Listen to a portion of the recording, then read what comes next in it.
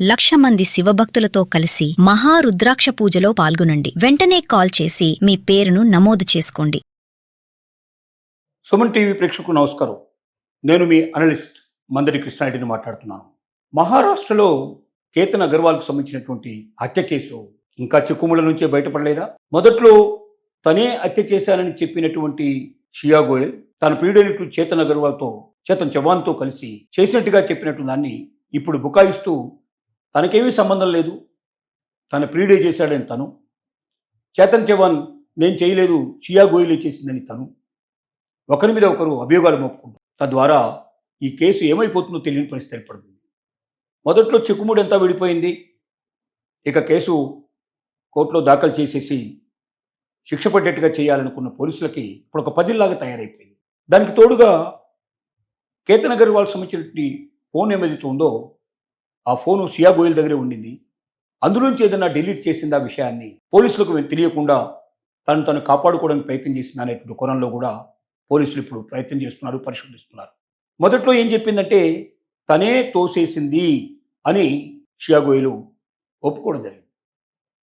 కానీ ఇప్పుడు తప్పు, పోలీసులు బెదిరించడం వల్ల చేశాను తప్ప నేనేం చేయలేదు అని చెప్తోంది. ఇలాగా ప్రియుడి మీద ప్రేయసి ఒకరి మీద ఒకరు చెప్పుకుంటూ ఈ కేసును తప్పుదోవ పట్టించేందుకు ప్రయత్నం చేస్తున్నారనే అనుమానం పోలీసులకు కలుగుతోంది. రోజుకు ఒక మలుపు తిరుగుతున్నట్టు ఈ కేసు లోపల చిట్ట చివరికి పోలీసు ఉన్నతాధికారులు చేసిన పని ఏమిటంటే మహారాష్ట్ర లోపల లైవ్ డిటెక్టివ్ పరీక్షలు చేద్దామనేటువంటి నిర్ణయానికి వచ్చారు. ఈ లైవ్ డిటెక్టర్ ఎట్లా పనిచేస్తుంది అంటే ఒక మనిషిని కొంత ఆఫ్ మైండెడ్గా ఉంచేసేసి వాస్తవాన్ని రాబట్టే ప్రయత్నం చేస్తారు. వాళ్ళ ఏం జరిగింది అనేటువంటి విషయాన్ని వాళ్ళతో చెప్పించే ప్రయత్నం చేస్తారు. అయితే ఇది సాక్ష్యానికి పనికిరాదు. ఆమె లైవ్ డిటెక్టర్లు చెప్పింది కాబట్టి ఆమె చెప్పిన మాటలనే మేము నమ్ముతున్నాం కాబట్టి దీని ద్వారా ఆవిడకి శిక్ష వేయమని చెప్పి పోలీసులు రేపు కోర్టులో సబ్మిట్ చేయడానికి వీల్లేదు. కానీ అసలు ఆ రోజు ఏం జరిగిందో తెలుసుకోవడానికి ఒక అవకాశం పోలీసులకు ఏర్పడుతుంది. తద్వారా సులభంగా ఈ యొక్క కేసుని పరిష్కరించగలవు అనే నమ్మకం వాళ్ళకి కలిగింది. అందుకోసం అని చెప్పి కోర్టు యొక్క అనుమతి తీసుకొని లైవ్ డిటెక్టివ్ కేసు ఇప్పుడు డిటెక్టింగ్ చేయడానికి ప్రయత్నం చేస్తూ ఉన్నారు. ఈ లైవ్ డిటెక్షన్లో ఖచ్చితంగా వాస్తవాలు బయటకు వచ్చే అవకాశం ఉందని పోలీసు అధికారులు నమ్ముతున్నారు.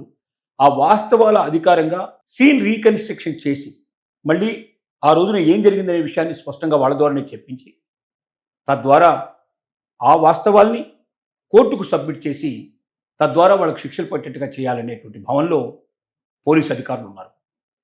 ఏది ఏమైనప్పటికీ రోజుకు ప్రేయసి ప్రియుల మధ్య ముఖ్యంగా పెళ్లి జరుగుతున్నటువంటి అబ్బాయిలు తమ ప్రేమల్ని స్పష్టంగా చెప్పకపోవడం షియా గోయల్ విషయంలో జరిగింది అదే. తల్లిదండ్రులకి ప్రియుడిని గురించి చెప్పి వాళ్ళని ఒప్పించడం కన్నా, వాళ్ళని బాధ పెట్టడం కన్నా, వాళ్ళని నొప్పించడం కన్నా పెళ్ళైన తర్వాత మొదటి రాత్రి కాకుండానే భర్తను హతమార్చడం సులభం అనేటువంటి నిర్ణయానికి వచ్చింది. ఒక ఆడపిల్ల ఇలాంటి నిర్ణయం తీసుకోవడం అంటే అది మామూలు విషయం కాదు. అంటే భారతదేశం లోపల మహిళలకి కనీసమైనటువంటి మానవత్వం కూడా చచ్చిపోతుందో అనిపించేటువంటి పరిస్థితి షియా గోయల్ లాంటి వాళ్ళని చూసినప్పుడు మనకు అనిపిస్తుంది. ఏ పాపం ఎరగనటువంటి ఒక వ్యక్తిని హత్య చేసే స్థితికి దిగజారడం అనేది చాలా ఘోరమైన విషయం. తన జీవితంలో ఏం జరిగిందో పెళ్ళైనటువంటి భర్తకు చెప్పి తను తప్పుకుంటున్నట్టుగా చెప్పినా కూడా సంతోషంగా వదిలిపెట్టే అవకాశం ఉండేదేమో. కానీ వాస్తవాలు చెప్పకుండా పైపెచ్చు పెళ్లి జరిగిన మొదటి రోజుల్లోనే తనను హనీమూన్ కన్ని తీసుకెళ్ళి అక్కడ హతమార్చిన ఈ సంఘటన ప్రతి మహిళని ఆలోచింపజేయాలి, ప్రతి మనిషిని ఆలోచింపజేయాలి. ముఖ్యంగా తల్లిదండ్రులు తమ బిడ్డలకి బలవంతంగా ప్రెస్టేజ్ కోసమనో, డబ్బు కోసమనో, ఆదాయం కోసమనో, భవిష్యత్తు కోసమనో ఆలోచించి గొంతు కోసే ప్రయత్నం చేసి ప్రేమించిన వాళ్ళకు దూరం చేస్తే చివరికి భర్తలని మీద ప్రతీకారం తీర్చుకునే పరిస్థితి ఏర్పడుతుంది. అది కుటుంబాలకే చెడ్డతలంపు తెస్తున్న విషయాన్ని ప్రతి ఒక్కరూ అర్థం చేసుకోవాల్సిందిగా కోరుతుంది. మహారాష్ట్రలో కేతన్ అగర్వాల్కు సంబంధించినటువంటి హత్య కేసు ఇంకా చిక్కుముళ్ళ నుంచే బయటపడలేదా? మొదట్లో తనే హత్య చేశానని చెప్పినటువంటి షియా గోయల్ తన ప్రియుడైనటువంటి చేతన్ చవాన్తో కలిసి చేసినట్టుగా చెప్పినట్టు దాన్ని ఇప్పుడు బుకాయిస్తూ తనకేమీ సంబంధం లేదు, తన ప్రియుడే చేశాడని తను, చేతన్ చవాన్ నేను చేయలేదు షియా గోయలే చేసిందని తను, ఒకరి మీద ఒకరు అభియోగాలు మోపుకుంటారు. తద్వారా ఈ కేసు ఏమైపోతుందో తెలియని పరిస్థితి ఏర్పడుతుంది. మొదట్లో చిక్కుముడి అంతా విడిపోయింది. ఇక కేసు కోర్టులో దాఖలు చేసేసి శిక్ష పడ్డట్టుగా చేయాలనుకున్న పోలీసులకి ఇప్పుడు ఒక పదిల్లాగా తయారైపోయింది. దానికి తోడుగా కేతన్ అగర్వాల్కి సంబంధించినటువంటి ఫోన్ ఏదైతే ఉందో ఆ ఫోను సియా గోయల్ దగ్గరే ఉండింది.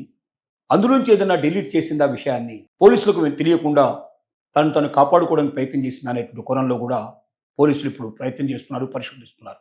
మొదట్లో ఏం చెప్పిందంటే తనే తోసేసింది అని షియా గోయల్ ఒప్పుకోవడం జరిగింది. కానీ ఇప్పుడు తప్పు, పోలీసులు బెదిరించడం వల్ల చేశాను తప్ప నేనేం చేయలేదు అని చెప్తోంది. ఇలాగా ప్రియుడి మీద ప్రేయసి ఒకరి మీద ఒకరు చెప్పుకుంటూ ఈ కేసును తప్పుదోవ పట్టించేందుకు ప్రయత్నం చేస్తున్నారనే అనుమానం పోలీసులకు కలుగుతోంది. రోజుకు ఒక మలుపు తిరుగుతున్నట్టు ఈ కేసు లోపల చిట్ట చివరికి ఉన్నతాధికారులు, పోలీసు ఉన్నతాధికారులు చేసిన పని ఏమిటంటే మహారాష్ట్ర లోపల లైవ్ డిటెక్టర్ పరీక్షలు చేద్దామనేటువంటి నిర్ణయానికి వచ్చారు.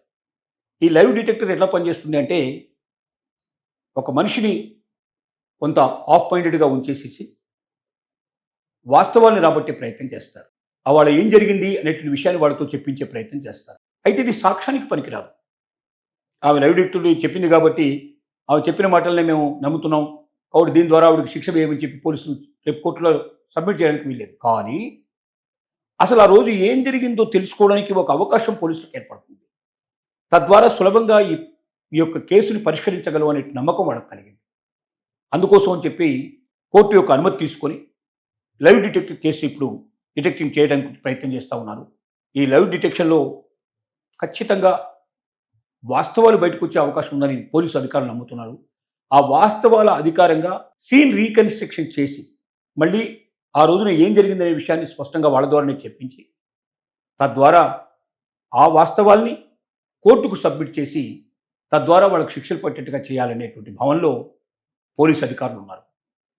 ఏది ఏమైనప్పటికీ రోజు రోజుకు ప్రేయసీ ప్రియుల మధ్య ముఖ్యంగా పెళ్లి జరుగుతున్నటువంటి అమ్మాయిలు, అబ్బాయిలు తమ ప్రేమల్ని స్పష్టంగా చెప్పకపోవడం వల్ల షియా గోయల్ విషయంలో జరిగింది అదే.